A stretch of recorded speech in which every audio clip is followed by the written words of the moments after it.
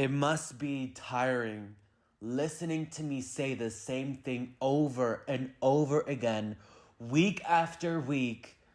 But I'll die on that hill and say the ladies of the Real Housewives of Salt Lake City know how to deliver reality TV.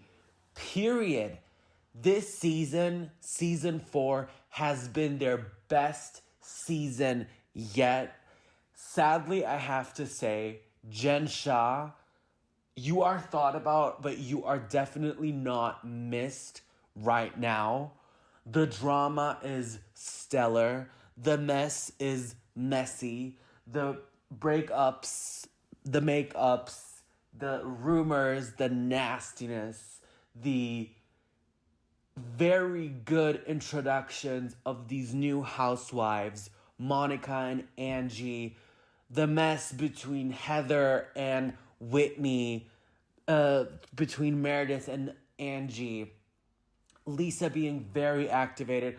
All in all, every single one of them is activated, clocking into work, giving their scenes, providing mess, fun, shade, and obviously with the comeback of Mary Cosby, the Real Housewives of Salt Lake City is that girl, especially season 4. On that note, welcome back to my channel and welcome back to another repetitive recap of the Real Housewives of Salt Lake City season 4 for this week's episode, I think, 14. I am devastated that next week, or no, actually the week after that, it's gonna be the finale of season 4, and after that we'll have a 2-part, hopefully maybe even a 3-part reunion. Time has flown the by. I am salivating at the mouth just thinking about how thirsty and how unquenched I am going to be for at least 10 months, or at least 8 to 10 months before this fabulous cast comes back to bless our TV screens. This episode was super good, a very good lightweight, but just enough introduction to the end of this season. We are uncovering the mess piece by piece, layer by layer. Heather is getting this warm feeling in her tummy that Monica is doing some shady stuff behind their backs. Lisa is very activated, calling Meredith out. Heather and Whitney are getting into it. Whitney is ruffling just the right feathers of Heather. Because Miss Whitney, as much as we maybe sometimes find her to be a little annoying or boring, do not be fooled. Miss Whitney Rose gets a ghost producer credit in my book for this season, as does Monica. Whitney knows how to plant the seed, let the seed grow in the preferred direction, and let the mess flourish. She said Heather exploited her sexuality in her book, allegedly. Miss Whitney was reaching for those stars in the sky to get into it with Heather. The whole takedown of Meredith that they tried and once again failed at. My girl Meredith Marks is out here taking accountability because she said, y'all are not going to rob me of my Bravo check, honey. It is phenomenal. The way Monica and Meredith are now on the outs. One thing about them tables, baby, they turn. And this table is definitely turning towards Monica. You have Lisa Barlow out here advocating for my girl, Monica, screaming in Meredith's face. You have Angie K, Miss Angie Dunn from the Mafia, from the alleged Greek Mafia K, being one of the nicest additions to this show. She brings such a warm breeze of air to this, and she is just so... I have grown to love Angie. This channel, baby, this channel is an Angie Katzenavas stan account. Shout out to my girl, Angie K. You guys, I have yet to get into this episode because I have been preaching about this whole season in general for now almost 7 minutes. I'll definitely need to cut this down. But basically, it's day 3 in Bermuda. Miss Heather Gay and Monica Garcia are meeting up at the beach for a beach walk.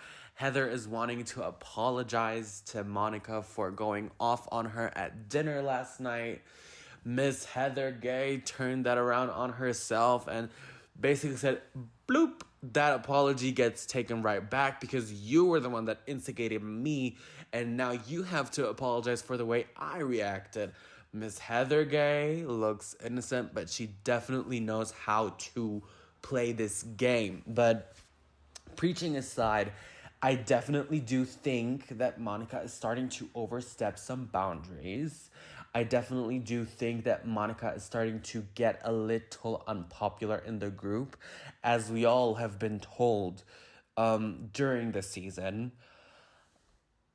I also think that this reunion is going to be explosive beyond of what we can imagine. And after these two were on their beach walk, Miss Lisa Barlow pulled out that American Express and decided to, rent a yacht for the day. All the ladies are getting ready to get on that yacht. We are out here on the yacht, yachting, enjoying the Bermudan sun, sipping on some kakis, enjoying our time, eating some tacos, getting some Bermuda history in, and having just the time of our lives bathing around in the Bermudan sun. This is what we want to see. I am side-eyeing Potomac. We do not care for, and I am still angry 3 days after I uploaded my Potomac recap. I never want to ever see Ashley Darby host a damn trip for Potomac ever again in my life. It is a shame that we went to Austin, Texas to look at chicken shit and play with the shit of a chicken, and see Ashley Darby get all these ladies in a stinky swamp lake situation to kayak around with one singular bottle of wine.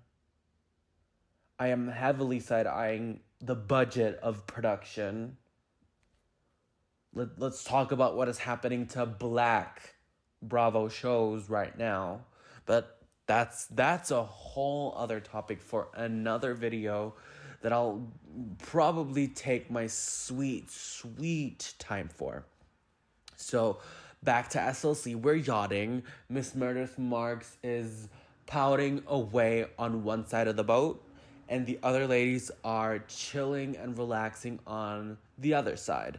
So, Meredith decides to go on her redemption era because Heather is sitting down next to Meredith and saying, girl, I don't know what the heck is going on. You've gotten yourself in a bit of a mess. Walk me through it. Let me hold your hand. What is going on? So basically, we come to find out, and according to Meredith, not Angie, according to Meredith, Monica was the one that came to her whilst they were having dinner and said X, Y, and Z about Angie.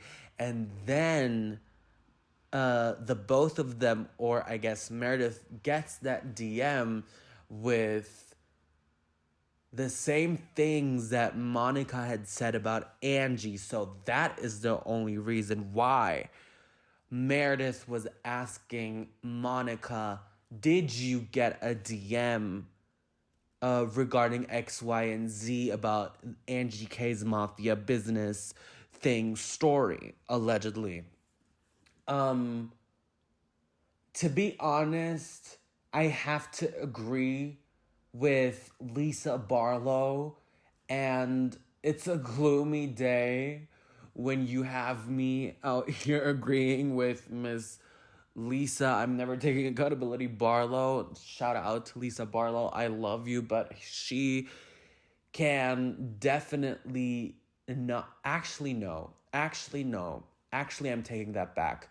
Lisa Barlow has learned to take accountability, but it is still weird that I have to agree with her because I do have this feeling that Monica is behind it all. But as Lisa said, Meredith has a pattern with DMs to bring stuff up, to get the pot stirring. So why would it be different this time? But to be fair to all sides, to Meredith and Monica, either one of them could have said that. But it would have been nice if we caught this on camera to clearly verify and clarify who of the both of them was the one to bring it up at set dinner. But anyways, I don't think it is far-fetched for Monica to have planted this DM and to actually have made up this fake account. That is just my speculation. Because at the walk on the beach with Miss Heather, she also said that is something that she would do to set up a fake account. But then again, I think to myself, if I did that, I would low-key like admit to it to make it seem like, girl, why the hell would I admit to something that I allegedly did if I didn't do it? Wouldn't I just like hide my tracks type of thing, you know? I would like do that reverse on reverse psychology trick if I were in Monica's position. So yeah, I'm definitely a bit icky about it, but I am like 65% on Monica and 35% on Meredith, putting the blame. So I'm a bit unsure. But what I did love was after Meredith stormed off and said, I'm getting really pissed off, she had her redemption tour part 2 and went up to Angie. And I hope to God, I am praying to the Bravo gods that after this, Angie and Meredith put it behind the both of them, because I want a Meredith and Angie K alliance, because I think Meredith and Angie would complement each other super well. And imagine the trifecta of Lisa Barlow, Meredith Marks, and Angie Katzenavas. I think that would be show-stopping. She then walks up to Lisa in the bus and says, you know, my son, he got signed to Ford Models. I know it's like bad timing that I'm telling you this, but you know, I was talking to him about this thing that we had on the boat, and he said at the end of the day, you know who to turn to. It's Miss Lisa Barlow because she knows you. Yada yada yada. I guess Lisa was touched because the two of them put it straight behind their backs and let it go the screaming match that they had on the yacht. And this is what I need to see. This is what I love. This is what needs to be done to be a successful franchise. Get into it. Rip out your hair from each other's heads, metaphorically speaking, obviously, and leave it behind after 1 to 3 episodes. Give it some time. Give it some time to cool down. But please, for the love of God, do not pull a Giselle Bryant and like alienate that cast member and never speak to them again, because you still need to bear in mind that is still work. You are still at work. You are still providing reality TV. You are still at the job. And to still be professional and leave shit behind your back and not hold on to shit, it's actually the only way to go. And yes, that is easier said than done. I myself love to hold a grudge for a long time, maybe even till the day I die, but that is just not the way to go at all times. So after we finish up this yacht trip, we go back to the estate. Everybody gets ready for dinner that is in 2 hours. You have Angie K and Meredith Marks waiting awkwardly for the other ladies, but still complimenting each other's outfits, being cordial, being nice, being sweet. And that is what I'm talking about. That is what I need to see. Everybody gets down. We go to the dinner. And it is clear that Meredith is pissed off with Monica, okay? She's not looking at her. She's not speaking to her. She's not acknowledging her. She is clearly disengaging. So Whitney says, we have to restart this dinner, yada, yada, yada, for Monica's birthday, because it went sideways last night at her supposed birthday dinner.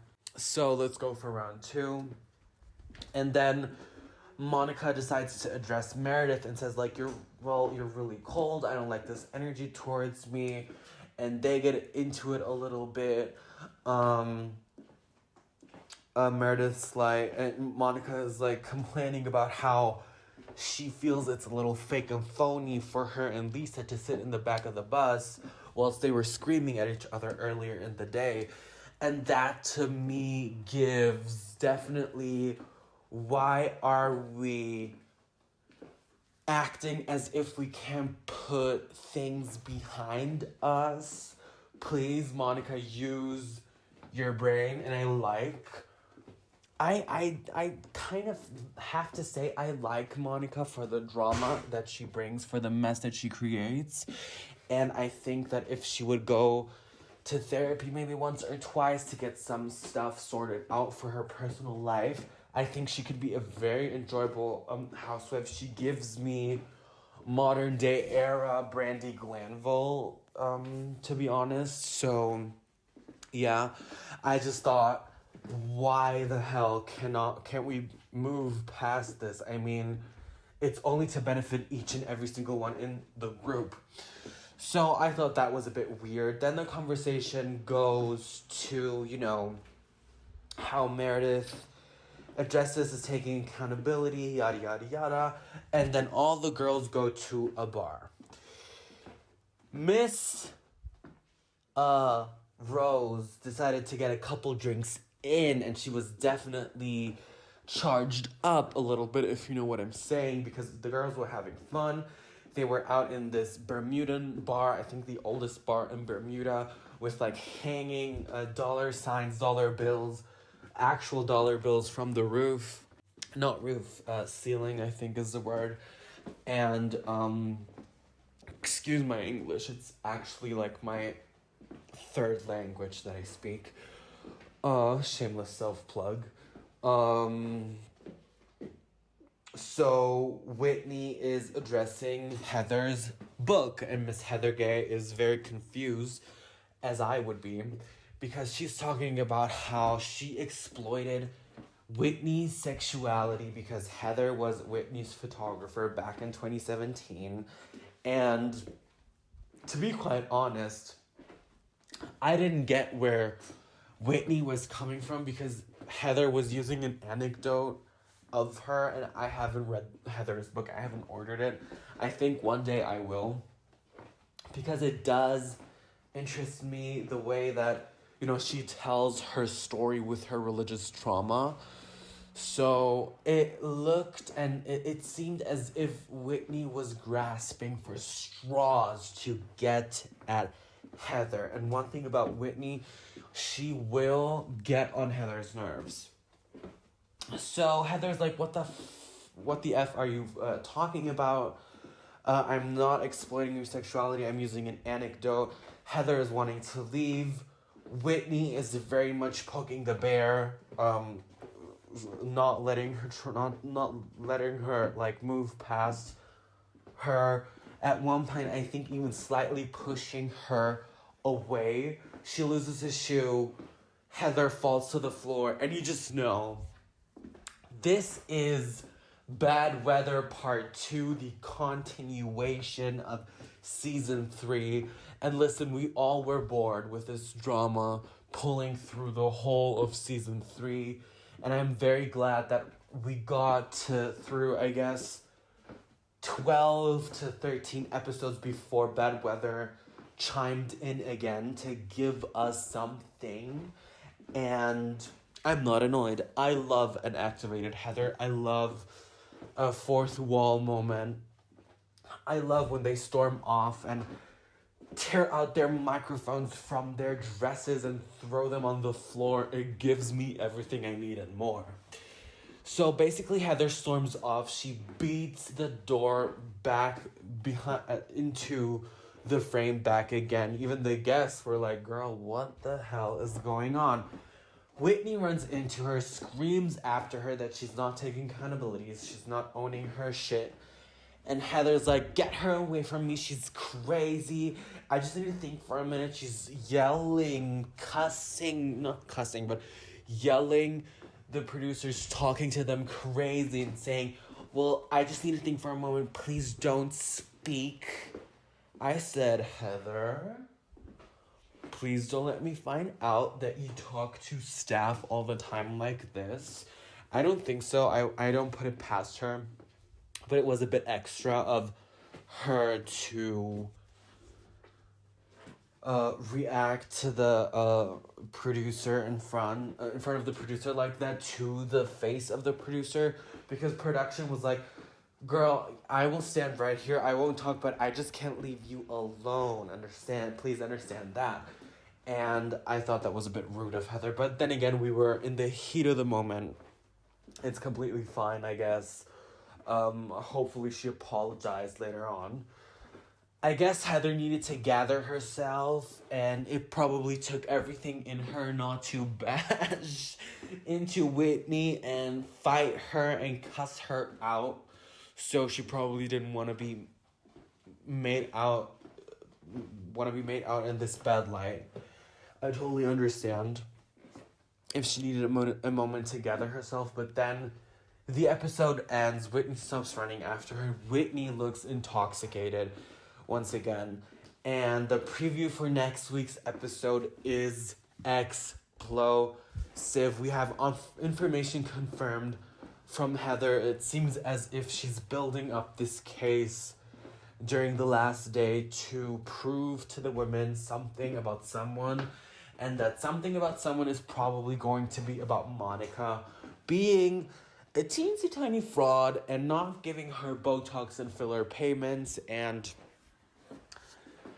scheming around. So it is going to be the episode that probably everyone turns against Monica. So this is probably the final takedown of season 4. It looks very entertaining. I am so super excited. I'm just so bummed that over the holidays we have a little tiny Bravo break, but it's fine. Everybody deserves their rightful holidays. But you guys, that was it for my recap for the Real Housewives of Salt Lake City. I don't do recaps like I used to do them. I only recap Salt Lake City, Beverly Hills, and Potomac. Beverly Hills when I feel like it. I've gotten really lazy with them, to be honest, because I think Miami kind of fell off for me. It's a little boring. I don't include the pictures anymore because, quite frankly, my recaps don't get a lot of views, so I don't see myself editing a video for an hour or two and finding the perfect screen caps when I'm talking about stuff, so yeah. But I do notice and I do find myself recapping the longest when I talk about the Real Housewives of Salt Lake City. And this franchise, it has surprised me because after season 3, I thought to myself, are we able to recover from such a treacherous... I mean, it wasn't that bad, to be honest. We've had worse. Look at Orange County. I think they've had very boring seasons. But Real Housewives of Salt Lake City has revived. Real Housewives of Salt Lake City is here. And for season 5, if we keep this current cast and let the story of this ensemble cast play out for 1 to 2 years before we add on someone new, I think we will be getting a dynamic going with the fans, and fans will be tuned in. Fans will be engaged very much. Maybe for season 5, add back Dana as a friend of from season 3. So yeah, please put your thoughts in the comments down below. I can't wait to get into discussion with you guys. As always, thanks so much for the engagement on my channel. I have so much gratitude in my heart. We are almost at 1,900 subscribers. I've gained so many subscribers this past month. I think it's been like 25 to 30, and to some people that doesn't sound a lot, but that's so much to me, and I'm getting emotional, and that's crazy. Get yourself together. But I just wanted to express my gratitude once again. So you know what to do: like, comment, and subscribe. Hit the notification bell down below, and you know the drill. I'll see you guys in my next video. Thanks for watching. Bye-bye.